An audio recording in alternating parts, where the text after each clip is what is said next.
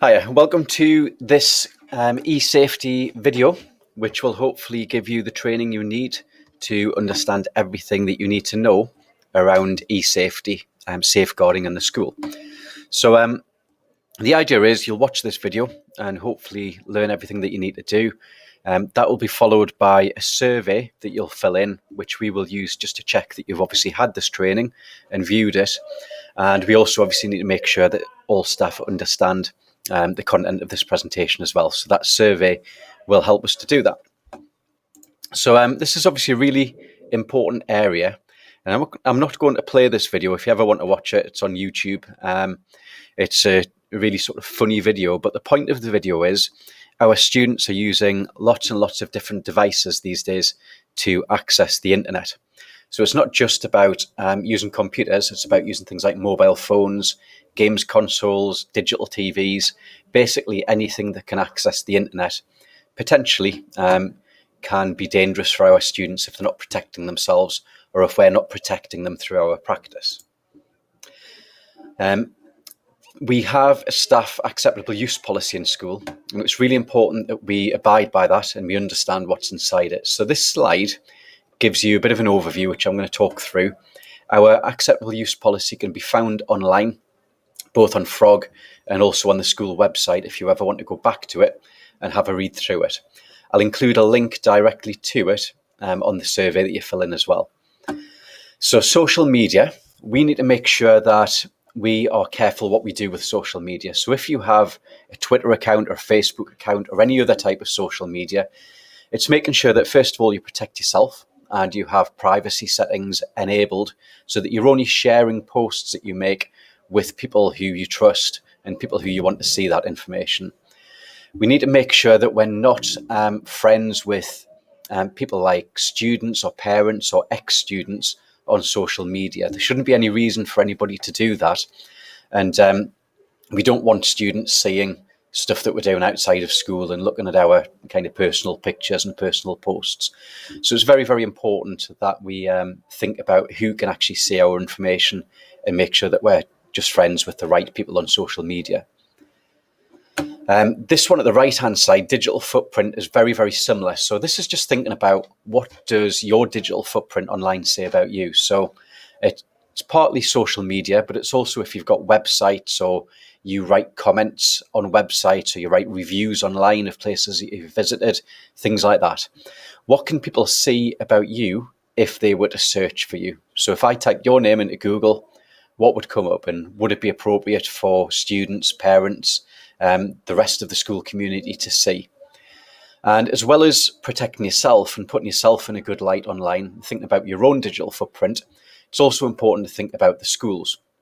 So in this acceptable use policy, it includes information about making sure that you don't put the school in a negative light as well. So if you've had a bad day at work or something like that, it's quite easy to go and vent on social media about the day that you've had, and I've had a rotten day at work or whatever. But we need to think about what does that actually say about the school, and is it something that's appropriate and professional to be writing online where other people can see that? So just think about being professional, and what would it be like if somebody in the school challenged you and said, why did you write what you wrote? Would you be able to justify that? Would you be happy to back that up in person? So it's protecting yourself, protecting the school. The middle picture here is about data security. So we have a lot of sensitive information in our school about staff and about students. So it's making sure that that information stays private. So if you have access to any information, whether it's on paper or on the computer, which has things like student addresses, student telephone numbers, where they live, it could be information about their grades, it could be information about their special educational needs, things like that. Anything that we hold which is sensitive information that people wouldn't want shared about them, we need to make sure that that is being kept private. So we do that in school by making sure that that data is held behind passwords. So for example, Frog, you need a password to get onto it to be able to access any data about students. Facility and ePortal and taking registers, things like that, you need passwords to get onto those systems. So if you have any systems which contain personal information, make sure that the information about students stays there and other people can't get access to it. If you need to transfer that information anywhere, you shouldn't be transferring it on a mobile device, your own device or something like that. You shouldn't be transferring it on a pen drive unless you have an encrypted pen drive, which is password protected.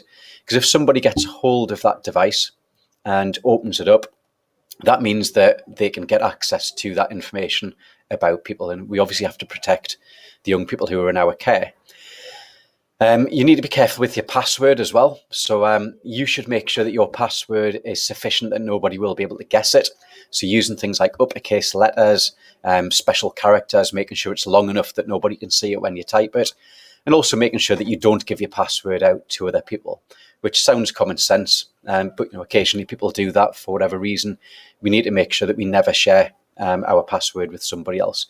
And if we think the password's compromised, we make sure that we change it so that nobody can get access to data, and also report that so that we can follow that up and make sure that nobody has accessed sensitive information that they shouldn't have accessed. The bottom one here is about respecting equipment and looking after devices. So part of our acceptable use is making sure that we just look after devices. So if we have a school laptop or something like that, or a school mobile phone, just make sure that we're not abusing that we're not potentially opening up to viruses by opening up attachments where we don't know where they come from. If we think it has got any sort of virus, we report that straight away to the IT team so that they can sort it out and make sure that that virus doesn't spread onto the school network where it can potentially harm other devices. Making sure that we keep them charged, bring them in, and that we're using them for work purposes if they're a work device. And the policies, like I said earlier, are all on Frog, and they're also on the school website. So it's really important that you understand our school ICT policies and that you've had a look through those and that you've read them. And like I say, I'll include a link to those in the survey that you carry out. This is to make you aware of the types of dangers that students face online. It's everybody's responsibility, no matter where you work in our school, to make sure that we are protecting our students. So if you see or hear anything that you think is a danger to our students, it's important that you pass that on as quickly as you can. So students can be subject to content which is dangerous. So it could be advertisements, it could be violent or hateful content that they come across online, it could be sexual content that they come across, it could be things like bias or racist views or misleading advice. So if you see any students on websites like this, or you are privy to information that somebody said, you overhear a conversation where someone says they were looking at these things, even if that's out of school, it's important that you pass that on. And the best way to pass that on, if you have access to Frog, you can do that using Behaviour Tracker, where you can write that as an e-safety incident.